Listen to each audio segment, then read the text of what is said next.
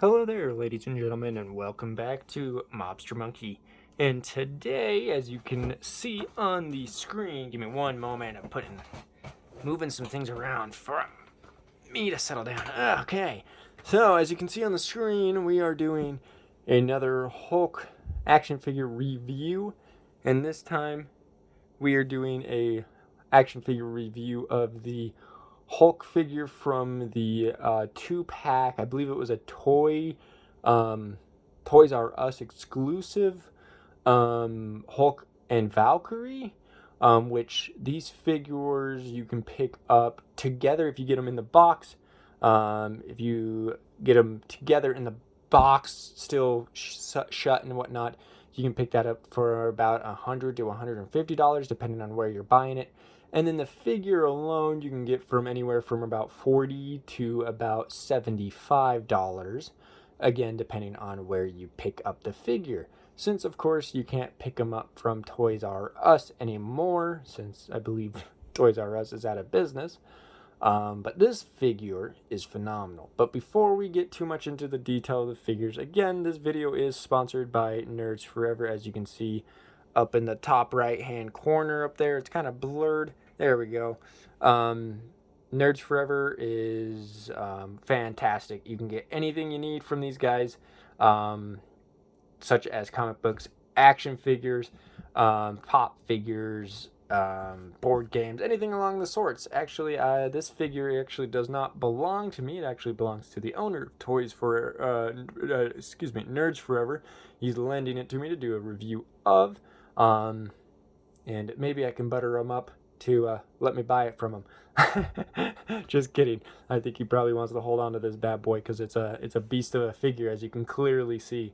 I do like how on this figure, a lot of the Hulk figures, they're going for more of a realistic, like skin tone, skin feel. This guy seems kind of like matte, I guess you could say. He's like a matte instead of getting like the skin details and stuff where you get like all the veins, besides the veins up here in the neck and in the biceps a little bit. But even still, they look kind of more cartoonish or comic bookish.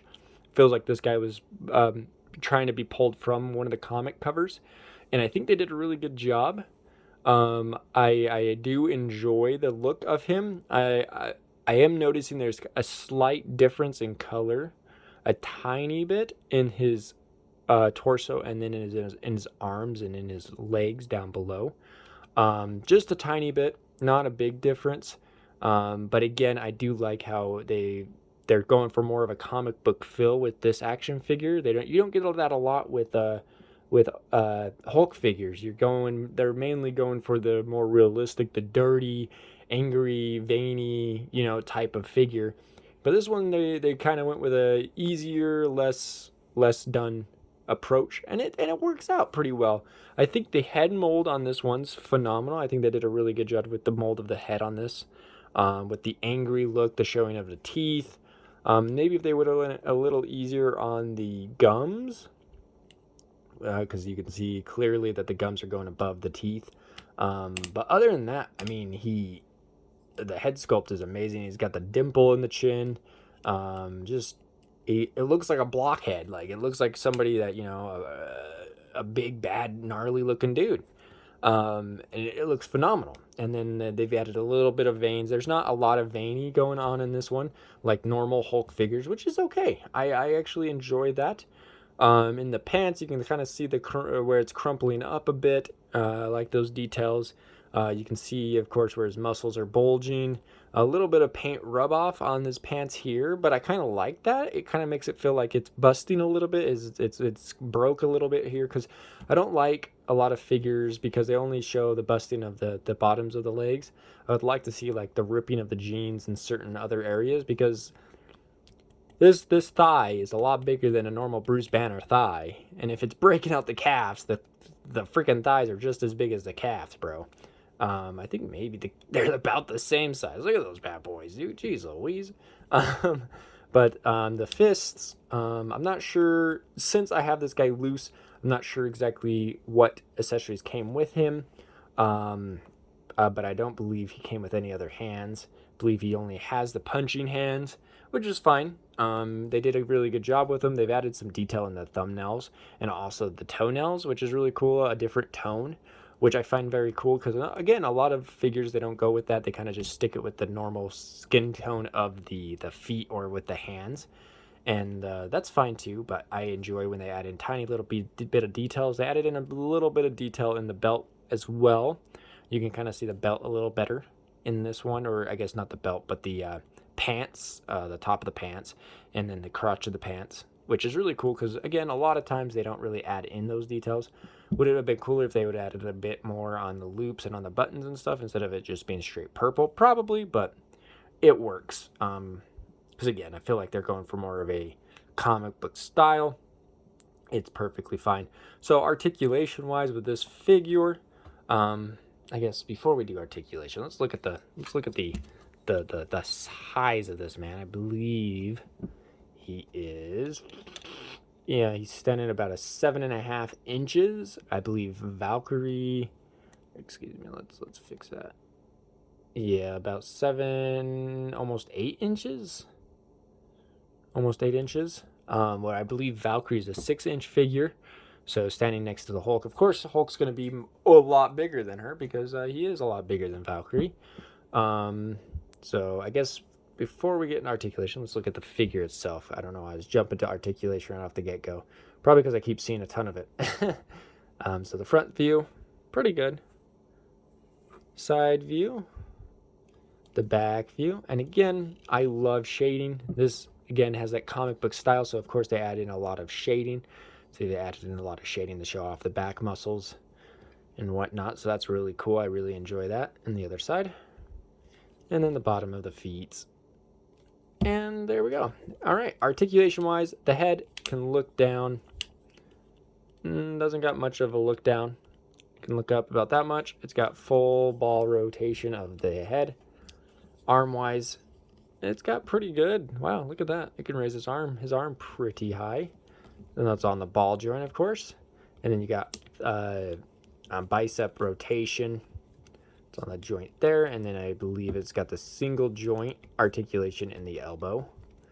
So it can bend less than 90 degrees and straighten all the way out. And then looks like it's got wrist articulation. But for some odd reason, this figure, all right, there we go. Yeah, it bends. It's just very difficult. This figure has very tight articulation in both the hands and in the feet, but it does have full rotation of the hand. Chest, I guess ab crunch. It can look down pretty good. It does have that clicking sound, which is okay. And then that's about as high as it can go up. Doesn't got much back flex, but it is able to look down quite a bit. That's really nice. Hip rotation, it's got full hip rotation. Sorry, I don't know why I keep moving to the side over there. And then splits wise, you could go pretty decent in the splits. And he's got full joint rotation in the hips, of course. And then thighs, he's got a bit of thigh rotation due to the 2 ball joints going on. And then it's got a single bending of the knees, bend down that far, and then straighten all the way. Straighten all the way. And then he's got no calf rotation. And then a feet, he's got full rotation there. And then he's also got articulation there. It's just very, very tight.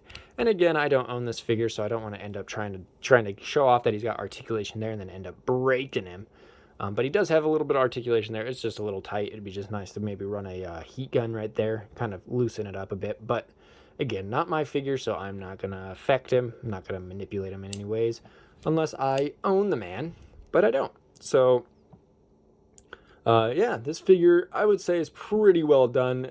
Pretty great looking figure overall. Again, I don't really have any bad things to say about the Incredible Hulks that I do reviews on. Besides a few of them, this one, again, probably the articulation in the hands and the feet are my big thing. But other than that, I mean, he's a great looking figure. I would give this, and then of course the skin tones being a little different. I don't know if it's just because of time or if it was painted that way or whatnot. Because they do also have different fills of plastics. This one's kind of like a rougher plastic. This one is a smoother plastic. So that's a big difference. That kind of makes it a little bit of a bummer because the different shadings and whatnot on the different plastics throws the figure off a bit. But overall, I'd say this figure is pretty great. If you can get your hands on it, I would definitely do that. Add a great collector's item to your whole collection. But yeah, guys, I hope you enjoyed it. And if you did, go ahead and hit that like button. Also, go ahead and hit that subscribe button that'll be popping up here, or you can hit it down below, wherever that might be, just so you can stay tuned for more of my action figure reviews or other reviews that will be coming soon. And also hit that bell so that you're notified whenever there is a new figure out, a new video uploaded, so you guys can stay in touch. But yeah, if you guys have any comments, questions, or concerns, go ahead and leave them down in the comments below. And yeah, go check out Nerds Forever. They're pretty great. Description or link in the bio in the description below. But yeah, again, we will see you guys in the next video. Bye.